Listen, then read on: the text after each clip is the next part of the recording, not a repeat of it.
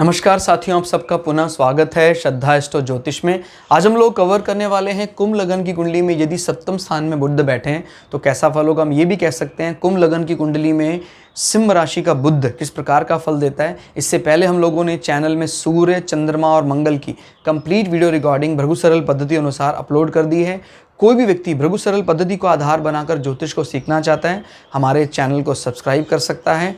हम जल्दी ही सूर्य से लेकर राहु केतु तक 9 के 9 ग्रहों का 12 अलग अलग लग्न की अलग अलग राशियों फल को अपलोड करने वाले हैं। उस अपलोडेशन को टाइमली पाने के लिए आप बेल आइकन दबाएं ताकि आपको सारा अपलोडेशन टाइमली मिल सके।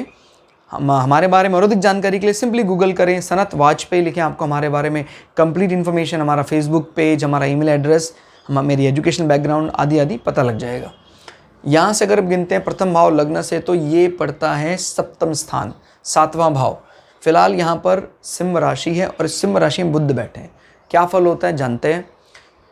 सप्तम भाव माना जाता है हमारे पार्टनर का, हमारे रिलेशनशिप का, चाहे वो लिविंग रिलेशनशिप में आ जाए, चाहे वो मैरिड लाइफ की बात करें।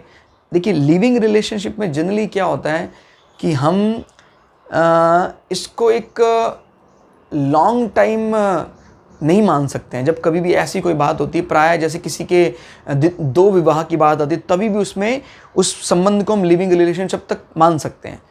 और अगर ये हाउस बहुत मजबूत स्थिति में है, इसका मतलब ये भाव बड़ा शुद्ध है, शुचिता रहेगी। राहु केतु जैसे प्लैनेट भी हमें लिविंग रिलेशनशिप जैसे चीज़ों में डाल सकते हैं। याद रखिएगा, जब तक व्यक्ति शुद्ध शुचिता की बात करते हैं तब तक यहाँ पर कुछ ही ग्रहों का प्रभाव रहना चाहिए, कुछ शुभ ग्रहों का प्रभाव रहना चाहिए। अलग अलग ग्रहों का प्रभाव यहाँ रहने से वो व्यक्ति आइदर लिविंग रिलेशनशिप में या married after marriage, second marriage, इस प्रकार की बातों में, यानी इस घर के शुद्धता को खराब कर देता है।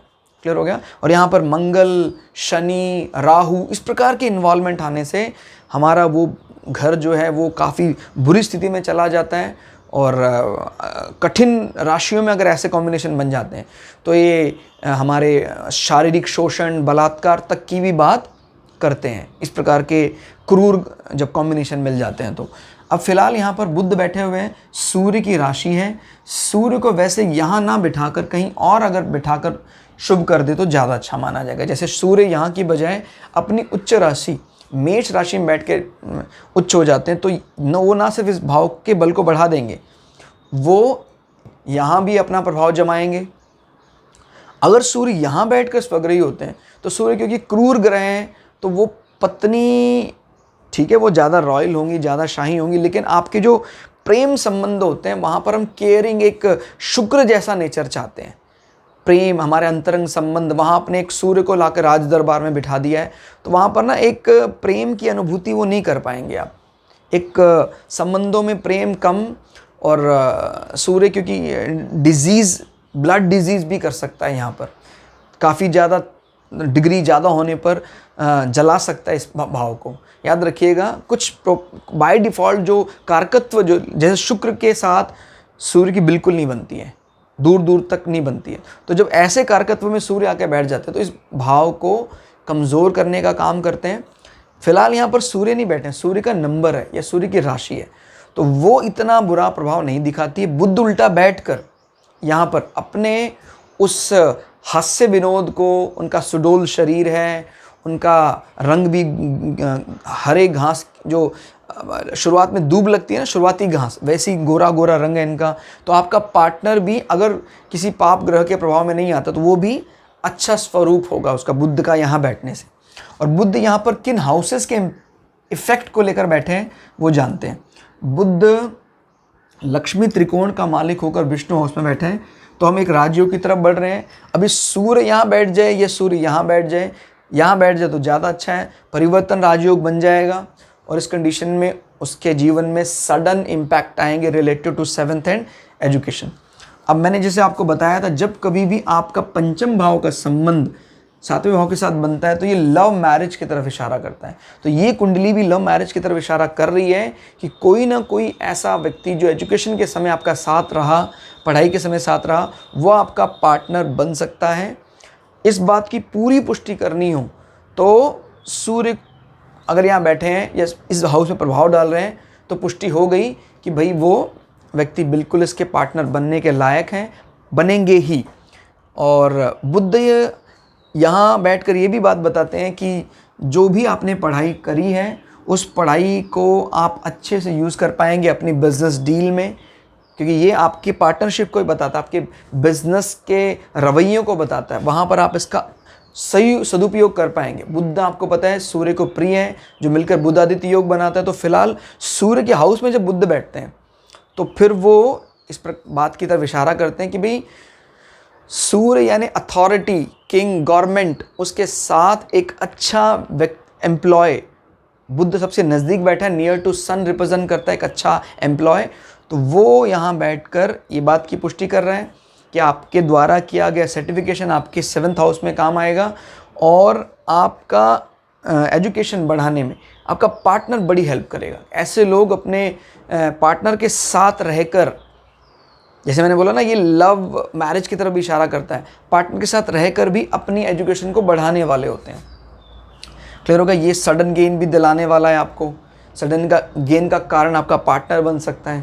क्लियर हो गया? आपके अच्छा संतान होंगी, उस संतान आपके पार्टनर के ज़्यादा क्लोज रह सकती है, उसके प्रभाव से ज़्यादा प्रभावित रह सकती है। निश्चित समय पर संतान होगी। क्लियर हो गया? और फिर यहाँ पर हम ये देखते हैं कि अष्टम भाव का स्वामी अपने से 12 होकर 7वें स्थान में बैठा है।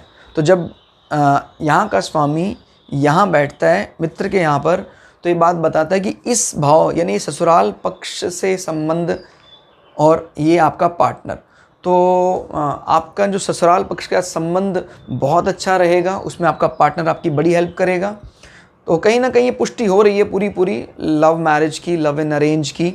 और ये इसका संबंध इससे बताना ये भी बात बताता है कि कहीं ना कहीं 12 नंबर क्योंकि व्यय बताता है और 8वां नंबर क्योंकि कष्ट बताता है या कोई बड़ी व्याधि बताता है। तो जीवन के उस माने बुद्ध की जब कभी अंतर्दशा लगेगी उसके आखिरी समय में आपको एक अच्छा व्यय करना पड़ सकता है अपनी पत्नी को कोई इस प्रकार की बीमारी से क्योर करने के लिए। वो असाध्य तो नहीं होगी, साध्य होगी, क्योंकि वो सब फ्रेंडली नज़र आ रहे हैं। लेकिन अष्टम अपने उस नेगेटिव इम्पैक्ट को ज़रूर ऑन करेगा, वो खर्चा करवा कर जाएगा, लेकिन वो अंततोगत्वा उसका जो परिणाम है वो दुखद नहीं होगा।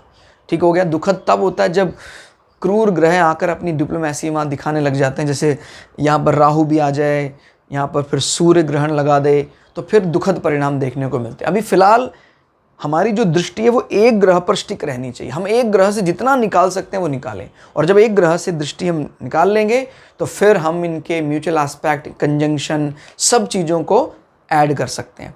बुद्ध की यहाँ बैठकर आपके लग्न में दृष्टि बताती कि शादी के बाद आपकी पर्सनालिटी में और 4 चांद लग जाएंगे। शरीर आप ज़्यादा खुश भी रहना चाहेंगे, अपने आप को प्रसन्न दिखाना चाहेंगे, सुंदर भी हो जाएंगे विवाह के बाद। क्लियर हो गया? बुद्ध का छहरता बदन है, सुडौल शरीर है, तो वो बात बताता है कि प्राय ऐसे व्यक्ति ज़्यादा मोटापे के शिकार नहीं होते हैं। क्लियर हो गया? आपको एक इंटरेस्टिंग बात बताऊं, अगर जैसे पहले हाउस में कोई बेहद शुभ ग्रह अकेला बैठ जाता है, चंद्रमा, पूर्णमासी का चंद्रमा अकेला बैठ जाता है निर्दोष, तो वो अकेला इतना हेल्थी नहीं बना, मतलब आपको मोटा कर देगा, जो सांसारिक दृष्टि से आपको खराब लग सकता है। लेकिन अगर वहाँ पर उस चंद्रमा में किसी पाप ग्रह की दृष्टि पड़ जाए तो फिर वो उसको मोटा नहीं होने देगा। एक प्रकार से वो अच्छा ही है। क्लियर हो गया? तो कई बार जो हम समझते हैं कि यार पहले भाव में राहु की दृष्टि पड़ गई, खराब हो गया, वो अच्छा भी हो सकता है, इसलिए इसको हमेशा खराब नहीं समझना है। तो कुल मिला के रिजल्ट यहाँ पर बुद्ध ने अच्छे ही दिए। बुद्ध एक ऐसा प्लैनेट है जो अपनी दुश्मनी में भी एक शराफत रखता है, यानी बुरे जो उसके फल होंगे उनमें भी इतनी बुरा नहीं दिखाता है जैसे मंगल, शनि, राहु, केतु एक्सट्रीमिस्ट हो जाते हैं, वैसा एक्सट्रीमिस्ट बुद्ध प्रायः नहीं होता है। तो दोस्तों आज की क्लास में इतना ही। ये क्लास कैसी लगी आपको कमेंट करके ज़रूर बताइएगा। मिलते हैं अगली क्लास में, तब तक के लिए जय श्री भृगु पराशरा, जय श्री शुक्राचार्य, नमस्कार।